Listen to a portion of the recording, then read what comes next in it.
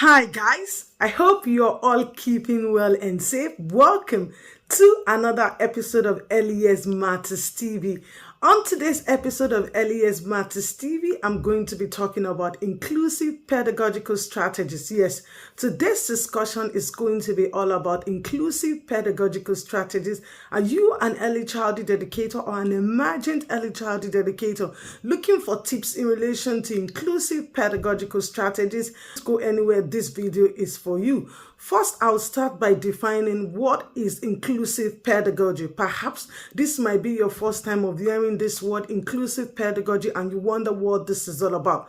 So inclusive pedagogy is all about designing the early childhood classroom, the preschool curriculum to meet the diverse needs of the children in your early childhood classroom, so that they can feel valued, included, and supported. Yes, in a nutshell, inclusive pedagogy is all about designing your preschool classroom and preschool curriculum meet the diverse needs of all the children in your early childhood classroom so that they can feel valued, included, and supported. So this is what inclusive pedagogy is all about. So now that you know what inclusive pedagogy is all about, I'm going to give examples of some of the inclusive pedagogy that you might be able to implement in your early childhood classroom. Now, let's start by talking about the room design. So in relation to promoting inclusion in your early childhood classroom, you have to design the room to accommodate the children in your early childhood classroom to suit their needs. So you have to design the childhood classroom to accommodate the diverse needs of the children in the classroom. Yes.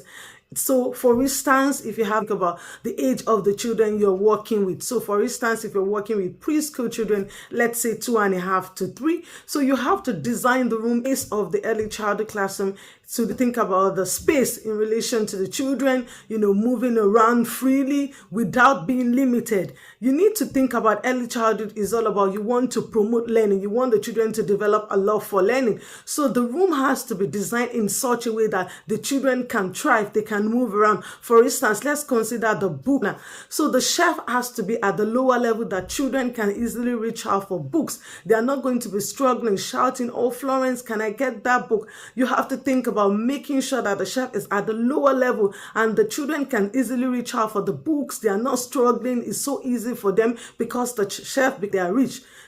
We can easily reach out for books in the shelf. Inclusive pedagogy is all about you're thinking about the children they are at the lower level, the children are not struggling, they can easily reach out for the books, they have all the materials, the resources, the construction area. So you're thinking outside the box. So for instance, if you have like 10 children in your early childhood classroom, so you have to ensure that there's enough materials, resources for those children. So for instance, if they're going to paint, let's imagine it's painting, they are going to paint. So you need to have enough paint for the children. You have to have enough apron, enough brushes that the children are not to paint. They don't have enough paint. They don't have enough aprons. So you have to think outside the box. This is what inclusive pedagogy is all about. You're thinking about the materials, the resources. There must be enough for all the children. The room layout is such a way that the children can freely move around. They are not struggling. It's not that there's not enough for them. So for instance, if you have a child in your early childhood classroom, if the child is on a wheelchair, so you have to think about this child as well. Okay, how is this child going to move around? Where are we going to position the materials, the resources that this child is not struggling? The child can easily reach out for these materials and resources. So this is as well. You have to adapt the early childhood classroom to suit the needs of this child. So this is what inclusive pedagogy is all about. You're thinking outside the box. Okay, in the beginning of the year, for instance, children in childhood classroom that English is not their first language. They can't visual images as well. How you're going to suit the needs of those children. Because English is not their first language, that's not going to debar them from getting quality early childhood education. So you have to think outside the box. Okay, visual aids. How am I going to communicate? How am I going to postures, my facial expressions, so that these children can understand me very well, so that they can understand inclusive pedagogy. You're thinking about the children in your early childhood classroom. You have 10 children. You're considering the needs of those children. This is where observation comes in as well. You observe the children. You find out about their needs. It's not all about observing the children. And so what? You've done this observation. What is this observation telling you about the children? So it's in relation to how you can support the needs of these children. This is what pedagogy is all about. So you're thinking outside the box. I've 10 children, I've observed them, these are their needs. So how will I incorporate these needs into my preschool curriculum? So this is the next thing you have to think about. Oh, I've observed the children, these are their needs. So then integrate these needs into the preschool curriculum. So for instance, outside a child that is shy.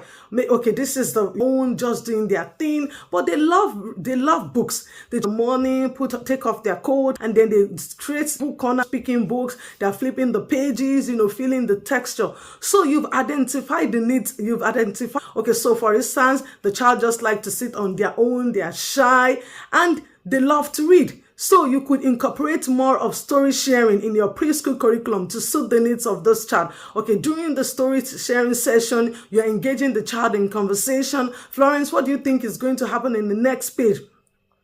What is going to appear? So she's engaging in conversations with them. So can you see that you're meeting the needs of this child? Okay, she's shy. Okay, now the child loves to read. Okay, you're going to incorporate story sharing into your preschool curriculum so that you can meet the needs of this child. So this think outside the box. You're considering the needs of the children classroom and you're looking at how you're going to meet their needs, showing as well the way you position yourself, the way you pose inclusive pedagogy. For instance, during circle time, you have to position yourself where you can see all the children. It's not that, for instance, you have about 10 children, you can only see 5 of the children. The 5 are struggling to hear you or to see you. You're doing books.